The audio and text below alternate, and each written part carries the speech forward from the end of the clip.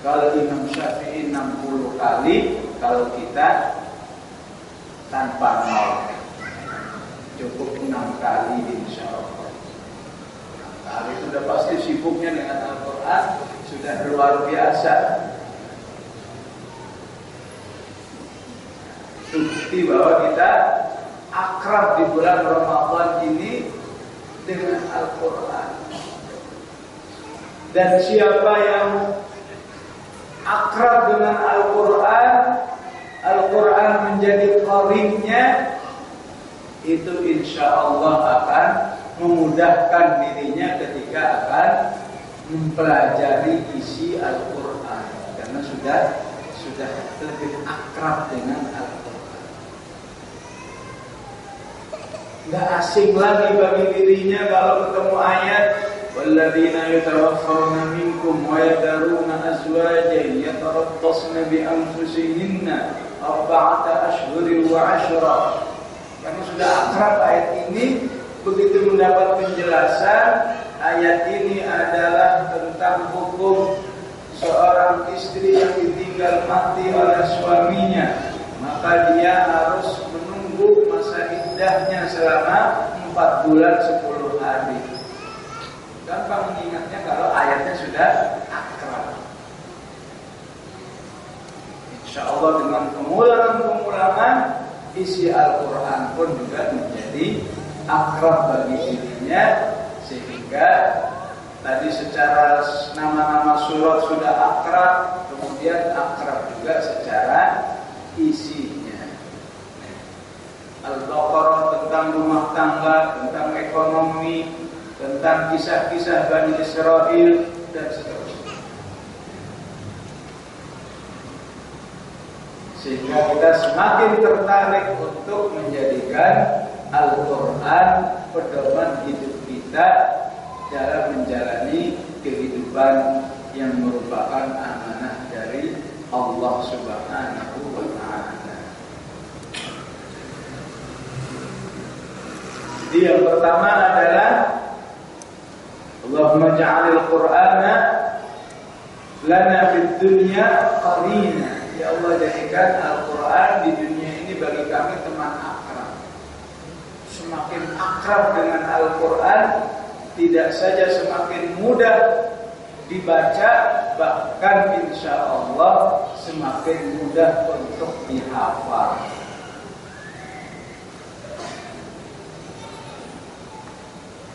Jadi mungkin kalau di antara hadirin hadirat mungkin pernah membaca tulisan saya, di mana di tulisan itu saya katakan bahwa saya hafal Al-Quran dalam 6 bulan.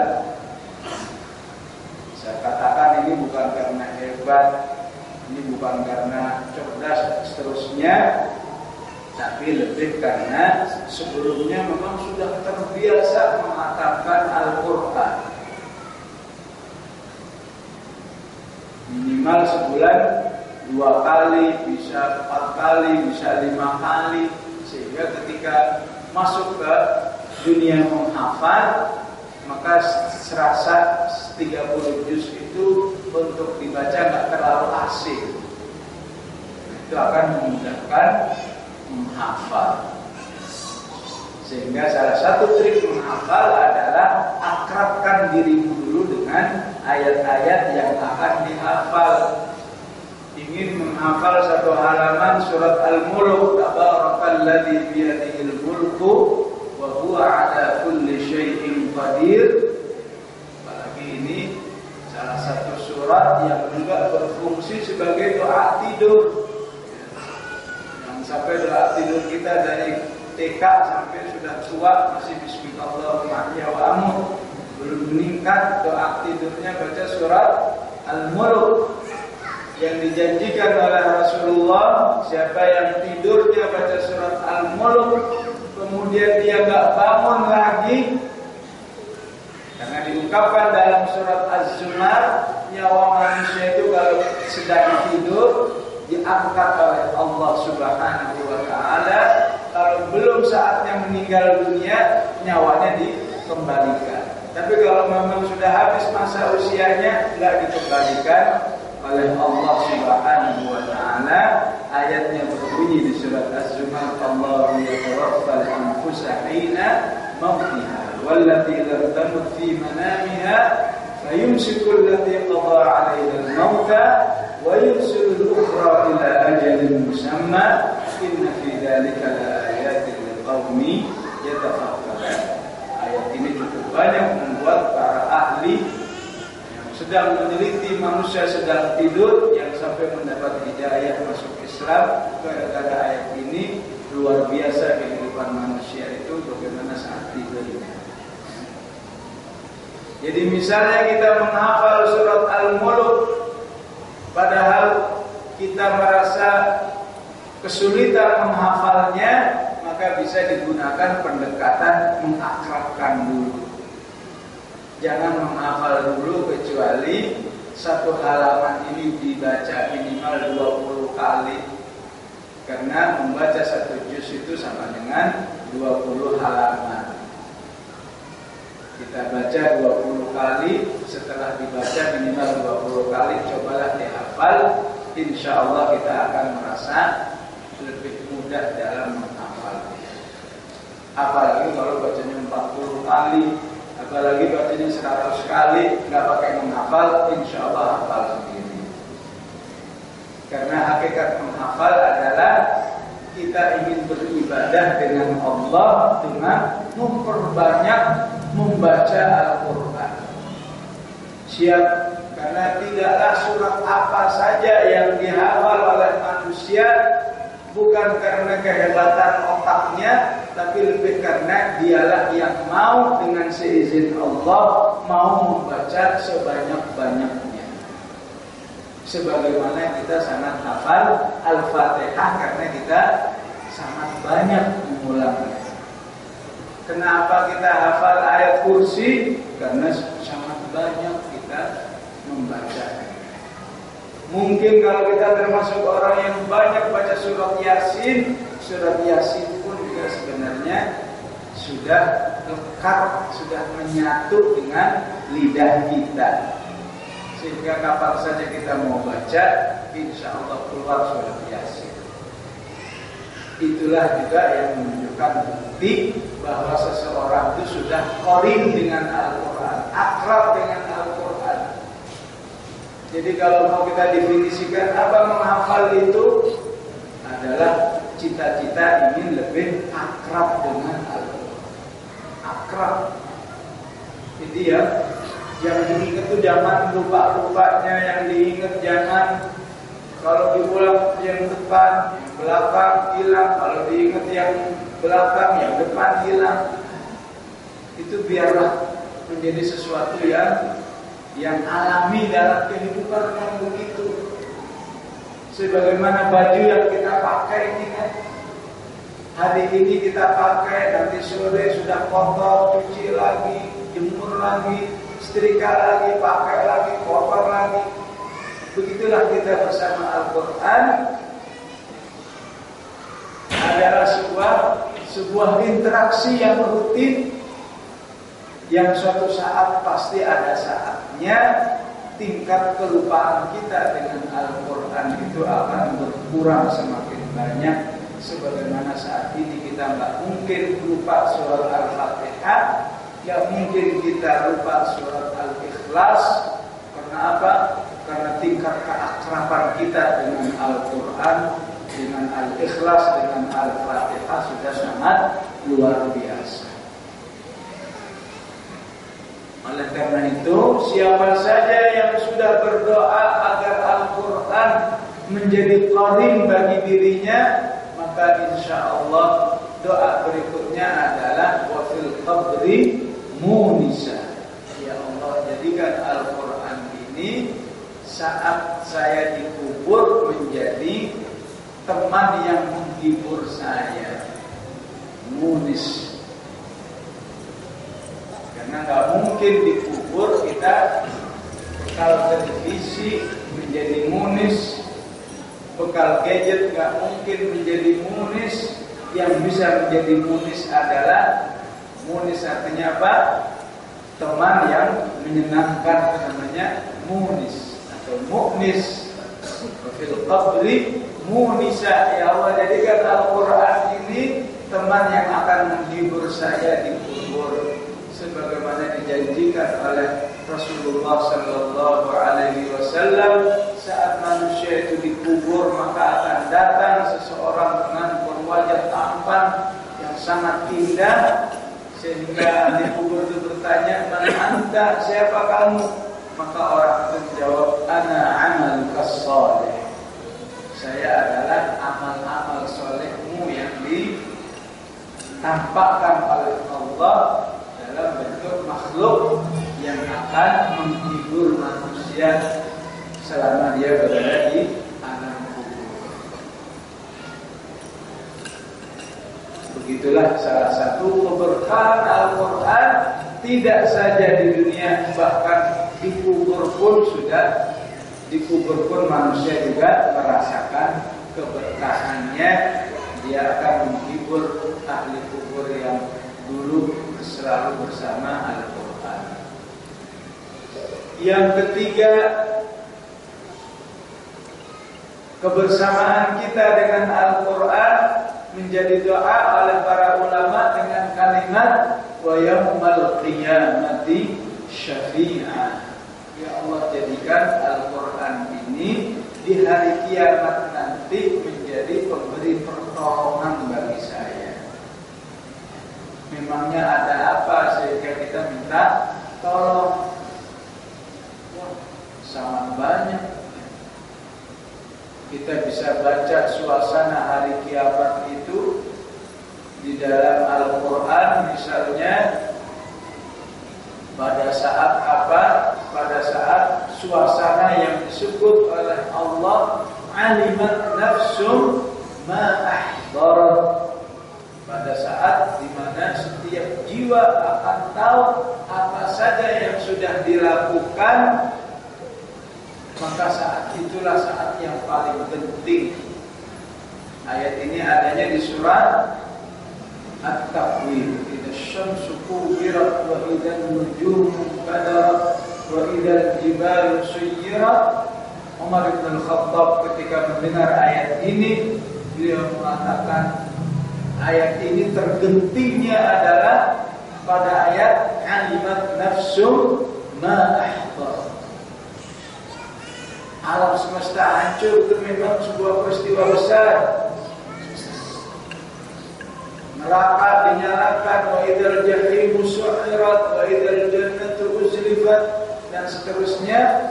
Tapi yang terpenting adalah saat manusia disadarkan oleh Allah terhadap apa yang sudah dia lakukan, terutama mereka yang karya-karyanya di dunia dulu adalah negatif, maka insya Allah Al-Quran akan datang sebagai pemberi pertolongan. Wa yawmal qiyamati syafi'an. Ada lagi suasana yang disebut oleh Allah, wa amma man khaffat mawazinu fa ummuhu hawiyah. Siapa yang ringan timbangan amalnya, maka ibunya adalah neraka hawiyah.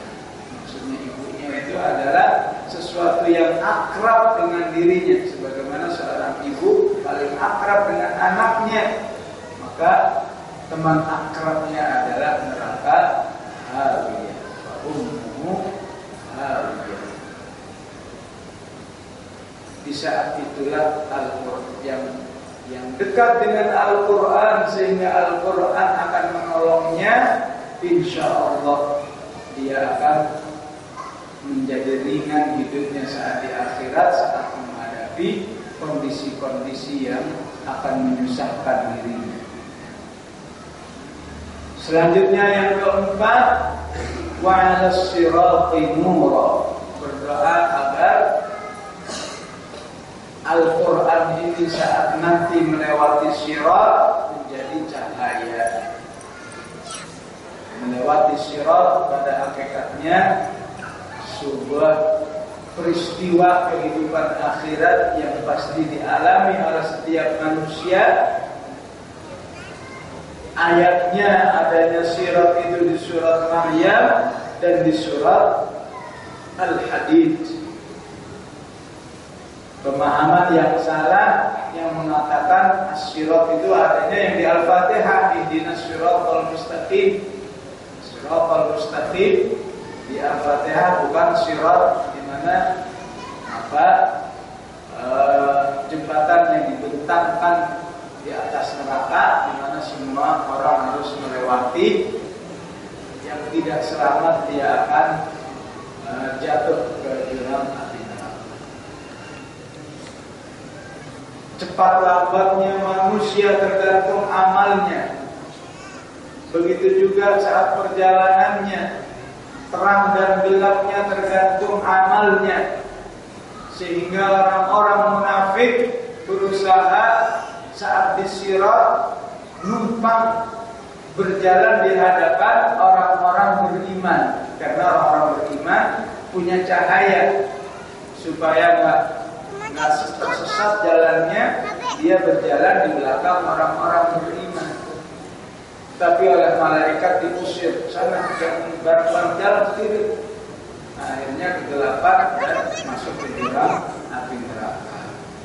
Ini bisa dibaca di surat Al-Hadid, yauma yaqulul munafiquna wal munafiqatu lil ladzina amanu dzuruna naqtabis min nurikum qila irji'u wara'akum faltamisu nura fadriba bainahum bisurin lahu bab, dan seterusnya. Maka mereka yang akrab dengan Al-Quran, insyaallah Al-Quran berfungsi membimbingnya, menyinari jalannya saat melewati sirat sehingga dia selamat sampai ke surga Allah Subhanahu wa ta'ala.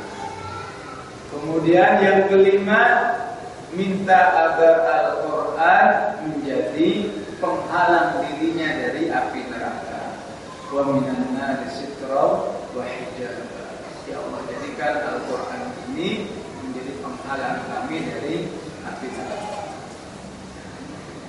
Kemudian yang terakhir, wa ilal jannati dalilan wa rafiqa. Ya Allah, jadikan Al-Quran ini sebagai guide, sebagai penunjuk jalan dan teman saat menuju ke surga Allah Subhanahu wa ta'ala. Bisa dibayangkan kalau saja 6 fungsi ini kita dapatkan, maka alangkah bahagianya hidup manusia, baik di dunia maupun di akhirat ini.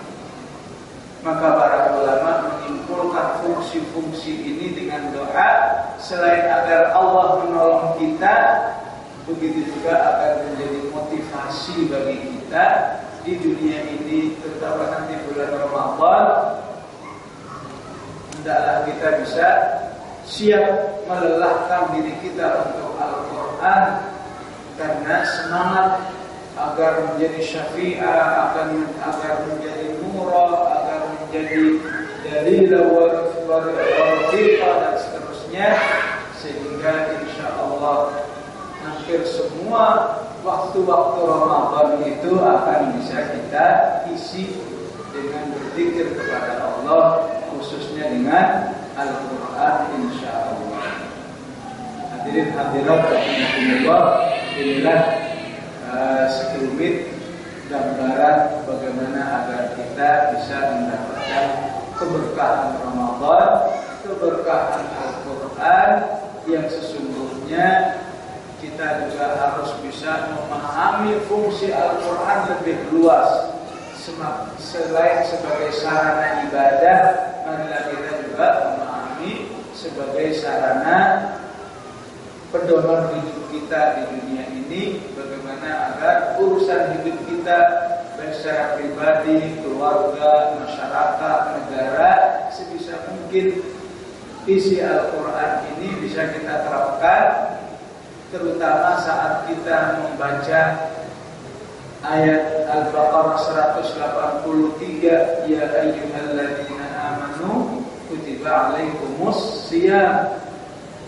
Ini adanya di halaman kiri daripada Al-Quran. Kalau kita baca di halaman kanannya, di ayat 178 ada juga juga ayat yang sangat mirip. Bunyinya ya ayyuhalladzina amanu kutiba alaikum, diwajibkan kepadamu. Cuma kelanjutannya adalah al-qisasu fil qatl. Kita harus tersadar ini ayat sama-sama ayat Allah. Kenapa yang sebelah kiri ada kenyataannya, sebelah kanan nggak ada kenyataannya? Padahal seharusnya sama. Baik alaikumusiyam dengan alaikumul qisas seharusnya sama. Maka kita harus sadar saat belum ada berarti kita masih punya hutang kepada Allah Subhanahu wa taala. Enggak mungkin ayat ini diturunkan hanya untuk bacaan tapi tidak ada kenyataannya di dalam kehidupan kita, walaupun cara penerapannya beda antara al-qisas dan as-siyam. Tapi semangat melaksanakan itu harus ada. As-siyam memang bisa dilaksanakan karena ini terkait dengan ibadah-ibadah yang sifatnya pribadi. Sedangkan al-qisas ini ibadah-ibadah yang terkait dengan masyarakat secara umum, sehingga memerlukan istilahnya apakah payung hukum, apakah payung politik, apakah payung negara. Maka malayatul wajib illa bihi bahwa wajib, segala yang bisa mengantarkan kepada terlaksana kewajiban, maka sesuatu itu menjadi wajib. Berarti disinilah pentingnya orang-orang beriman memikirkan sarana-sarana yang harus dia rintis, dia perjuangkan untuk bisa melaksanakan ayat-ayat seperti ya ayyuhalladzina amanu kutiba alaikumul qisasu fil qatl. Atau ayat-ayat seperti wasyariqu wasyariqatu faqta'u aydiyahuma jazaa'an bima kasaba nakalan min Allah. Ini masalahnya bukan semata-mata laik atau tidak laik, tapi ini adalah pesan Allah, wasiat Allah, amanah dari Allah kepada orang-orang beriman. Kita harus bisa menyikapinya seperti cara Umar menyikapi ayat-ayat Allah. Di dalam Al-Quran itu dulu ada sebuah ayat yang berbunyi wasyaikhu wasyaikhatu idza zanaya farjumuhum albattah. Laki-laki yang sudah menikah apabila berzina dengan wanita yang sudah menikah, maka rajamlah dua orang. Dulu ada ayat seperti itu, tapi oleh Allah sudah dihapus. Ayatnya sudah dihapus. Andai kata ada, kita membacanya sudah nggak bernilai ibadah. Tapi hukumnya tidak dihapus oleh Allah, harus tetap dilaksanakan.